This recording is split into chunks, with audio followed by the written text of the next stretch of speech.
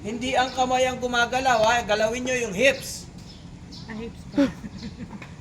Sandro. Dro, bakit ganyan? Sasabihin mo sa, ikaw kaya dito? Sige, sabukan mo muna.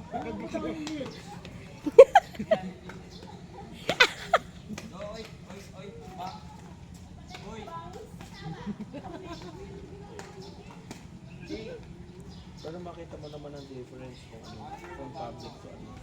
Sila Gian nga, hirap na hirap yan eh. Ano, Montessori siya dati. When we were in Manila pa. Ah, okay.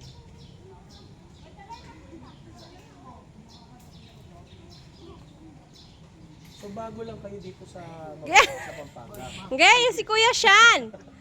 Eh, dito kayo namin ng pandemic. Parang first grade niya.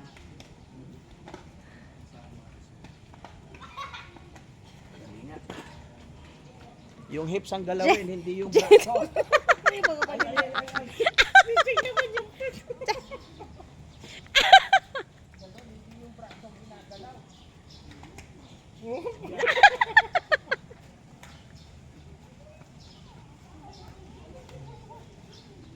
Ano ba si Andrew? Tignan sa matataba pag lumapay. Di makilos eh.